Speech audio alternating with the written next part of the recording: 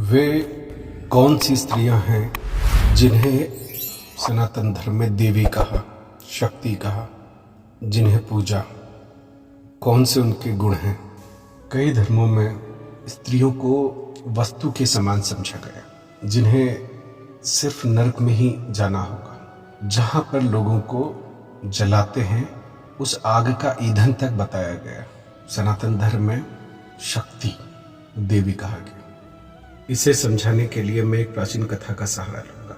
वो कथा है विदुला और उनके पुत्र संजय की। एक संवाद कृष्ण और अर्जुन के बीच हुआ, जिसे गीता कहा गया। यह रणभूमि में बीचों बीच हुआ, पर द्वापर में एक और संवाद ऐसा हुआ जो किसी भी प्रकार से भगवत गीता से कम नहीं। यह हुआ विदुला और उसके पुत्र के मध्य, और विदुला का यह संवाद कुंती ने सुनाया कृष्ण को, अपने पुत्रों को सुनाने के लिए। इस संवाद से हम जान पाएंगे कि वो कौन सी स्त्रियां होती हैं जिन्हें हम माता देवी कहते हैं, शक्ति कहते हैं। अगर स्त्री शारीरिक बल से समाज से लड़ेगी तो यह लड़ाई किसी पुरुष से न होकर सीधे कुदरत से होगी, प्रकृति परमात्मा से होगी। स्त्री स्वयं शक्ति है, इस संवाद से पता चलेगा।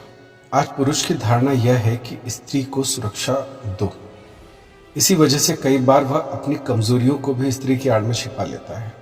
जैसे लड़ने की, अन्याय के विरोध की क्षमता ना होने पर, डरा होने पर वह कहता है कि स्त्री और बच्चों के लिए चुप रह जाता हूं। पर विदुला सी स्त्रियां ही अपने पति को मोह से निकालकर कर्तव्य के पथ पर चलने की प्रेरणा देती हैं। ऐसी स्त्री के चरणों में संसार सर नवाता है।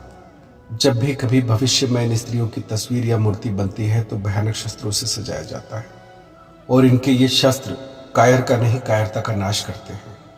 कायर को तो कोई भी मार सकता है, पर कायरता को अगर कोई नष्ट कर सकता है तो वो किसी स्त्री से बेहतर कोई नहीं।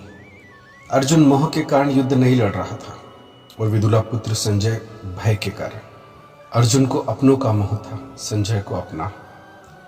हाँ, पर वहां जगाने वाले कृष्ण स्वयं परमात्मा और यहाँ पर एक स्त्री थी, पर बात का प्रभाव और परिणाम एक ही था, दोनों ही जागे।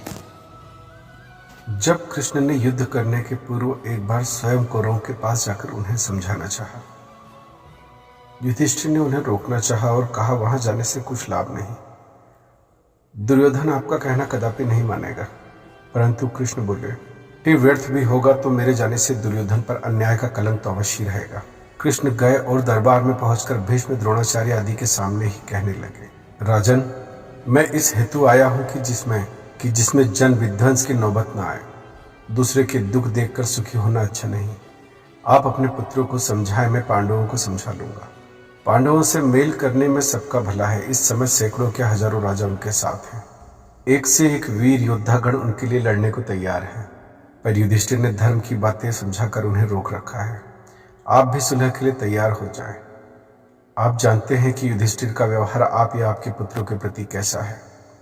उनका राज्य छीना गया, द्रौपदी का अपमान किया गया, वे वन वन दुख उठाते फिरे, फिर भी धर्म एवं सत्य के पथ से कभी नहीं हटे। आप भी धर्म का ख्याल करके ऐसा काम करें जिससे यह भयंकर कुलनाश न होने पाए। सबने ही कृष्ण के इन वचनों को पसंद किया और उनके समर्थन में किस्से कहानियां सुना धृतराष्ट्र को धर्म पर चलने की प्रेरणा देने लगे। धृतराष्ट्र बोले, मैं भी यही चाहता हूं, पर क्या करूं? मेरा कुछ वश नहीं है। दुर्योधन किसी तरह से नहीं मानता। जितना संभव था प्रयत्न किया। कृष्ण ने यह सारा वृत्तांत कुंती को जा सुनाया और पूछने लगे कि बुआ, तेरी क्या सम्मति है? कुंती बोली, युधिष्ठिर से जाकर कहो, तुम्हारा धर्म अब घट रहा है, जो तुम अन्याय से मित्रता की बात कर बैठे। तुम शायद धर्म के उल्टे अर्थ समझते हो।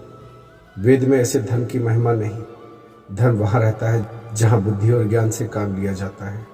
योद्धाओं को चाहिए कि वे अपने भुजबल पर भरोसा रखें। मैं विदुला का किस्सा तुम्हें सुनाती हूँ। विदुला का जन्म क्षत्रियों के जिस शाश्वत वंश में हुआ था, उस कुल में क्षत्रियों का प्रण था। सिर जाए तो जाए, पर रणभूमि में बिना शत्रु विजय किए न आएंगे। कुल से ही सारे संस्कार विदुला में डाल दिए गए थे। उसकी शादी सुवीर राजा के साथ हुई थी, जो मारवाड़ के दक्षिण की ओर के राज्य का स्वामी था। उसके मर जाने के बाद उसका पुत्र संजय राजगद्दी पर बैठा। वह उत्साहहीन, अल्पबुद्धि और राजनीति से अनभिज्ञ था। सिंध के राजा ने यह देखकर उस पर चढ़ाई कर दी। संजय परास्त होकर भाग गया और एक पर्वत शिखर पर जाकर शरण ली। विदुला को जब यह समाचार विदित हुआ तब उसके नेत्रों में खून भर आया। वह वहां चली गई जहां संजय पड़ा था। उसने उसे कठोर वचन कहे। जिन अग्नि उगलने वाले शब्दों में विदुला ने अपने पुत्र का आह्वान किया, युद्ध के लिए प्रेरित किया, वह सुनने योग्य है। इसका एक एक शब्द किसी योद्धा के लिए ग्रंथ से कम नहीं। वे बोलती हैं, ओ शत्रुओं को प्रसन्नता देने वाला, तू मेरा पुत्र नहीं है। इस कोख से वह अग्नि प्रकट होनी चाहिए जो शत्रुओं को जलाकर भस्म कर देती। तू किसके रक्त से पैदा हुआ? न तू अपने पिता का न माता का। तुझ में अग्नि नहीं, तुझ में क्रोध नहीं। कौन तेरी गणना पुरुषों में करेगा? क्या तू नपुंसक है जो रणभूमि को त्याग कर यहां भाग आया? यह उदासीनता क्षत्रिय के लिए अनुचित है। यदि अपना कल्याण चाहता है तो अपने भार को स्वयं संभाल। अपनी आत्मा को अपवित्र मत कर। अपमान का जीवन मृत्यु है। उठ, अपने भय को त्याग। क्षत्रिय हमेशा ऐश्वर्य का आकांक्षी रहता है। वह किसी के अधीन रहना नहीं चाहता। वह शेर की तरह विचरता हुआ सबको अपने अधीन रखना चाहता है। वह एक मदमस्त हाथी की तरह वन में निशंक होकर विचरता है। नीचे या मध्य भाग में रहना वह पसंद ही नहीं करता। वह सदैव बड़ाई और मान के शिखर पर ही दिखाई देता है। उचित है कि तू एक बार फिर प्रज्वलित होकर अग्नि की तरह भड़क उठ, न कि सिसक सिसक के तेरा दम निकले। यह क्या नीचता है? तेरे जैसा कायर नपुंसक क्या काम करेगा? तुझे चाहिए था कि हाथ में खड्ग लेकर रणभूमि में विद्युत की भांति कड़कता हुआ चमकता हुआ नजर आता, मरता या मारता। इसके बाद भी लोग प्रशंसा करते ना आघाते। जिसमें साहस नहीं वह पुरुष नहीं, जिसमें लज्जा नहीं वह निर्लज्ज न पुरुष न स्त्री है। न उससे मित्रों को सहायता मिलेगी, न प्रजा को उससे आश्रय मिलेगा। न वह पिता का नाम जीवित रखेगा, न माता की छाती शीतल करेगा। यह देश निकाला, यह विपत्ति और सुख संपत्ति से विहीनता किसको प्रिय है? संजय, तू पुरुष बन, स्त्रियों का वेश धारण मत कर। क्या तुमसे स्त्रियों में लज्जित करेगा? उठ, खड्ग हाथ में ले और शत्रु दल में अग्नि संचार कर दे। संजय डरा सहमा एक पर्वत पर छुपा हुआ था, दुखी परेशान। उसके बाद विदुला के इन शब्दों ने उसमें जैसे आग लगा दी। वह भड़क उठा। संजय माता के ऐसे वाक्य सुनकर उठ खड़ा हुआ और इस प्रकार कहने लगा, हे माँ, इस संसार में तुझे क्या सुख मिलेगा जब तेरा पुत्र ही इस लोक में न रहेगा? जीवन के सब सुख फिर तेरे किस काम आएंगे? विदुला बोली, मूर्ख लड़के, मरना जीना तो प्रतिदिन बना हुआ है। रोज कोई ना कोई मरता है, इसको तो कोई रोक ही नहीं सकता। जो रणभूमि में मरता है वह स्वर्ग प्राप्त करता है, जो वहां से भागता है वह नरक का अधिकारी बनता है। क्षत्रिय जब तक युद्ध में लड़कर अपने शौर्य का प्रकाश नहीं करता तब तक वह माता पिता का ऋणी रहता है। तू दुर्बल पुरुषों की भांति व्यवहार मत कर। ऐसा बन कि हर जरूरतमंद तेरा आश्रय ले। ऐसे पुत्र को माता बड़े मान से कहती है कि मेरा पुत्र है, जिसकी आंख सिंह के समान कभी झपकती नहीं। यह माना कि सिंध के राजा के पास सेना बहुत है, परंतु एक वीर क्षत्रिय अपने देश में शत्रु को खेल खेल में मार देता है। और अपनी सेना को एकत्र करके शत्रु का सामना कर। कायरों की भांति मृत्यु से न डर। संजय ने कहा, कलह प्रिय माता, तुझे लड़ने भिड़ने की सूझती है। तेरा दिल पत्थर का बना हुआ है, तेरा हृदय लोहे की भांति है। तू ऐसी बातें करती है जैसे मैं तेरा जाया पुत्र ही नहीं और तू मेरी माता ही नहीं। यदि मैं मारा गया तो तू राज्य लेकर क्या करेगी? विदुला ने उत्तर दिया, मुझे राजपाट की कोई चाह नहीं। तू कुल को कलंकित करने की राह पर चल रहा है। तेरे पिता पितामह कभी इस राह पर नहीं चले। क्षत्रिय इसलिए पैदा होते हैं कि सबकी रक्षा करें। क्षत्रिय की भुजाओं के बल पर ही सभी वर्णों का जीवन निर्भर है। क्षत्रिय वह आग है जिसे देखकर वन के सिंह तक पास आने का साहस नहीं करते। यदि वह अग्नि शांत हो जाए तो फिर देश का क्या हाल होगा? इसलिए तू जा और रणभूमि में शत्रु की सेना को मार भगा। उनकी बहुसंख्या का ख्याल न कर। संजय ने कहा, माता, क्रोध न कर, कृपा दृष्टि कर। मैं तेरी आज्ञा को भंग न करूंगा। इस पर माता ने उत्तर दिया, संजय, अब मेरे दिल को शांति मिली है। मेरे तीव्र वचन इस भाव के थे कि तेरे अंदर का साहस पैदा हो।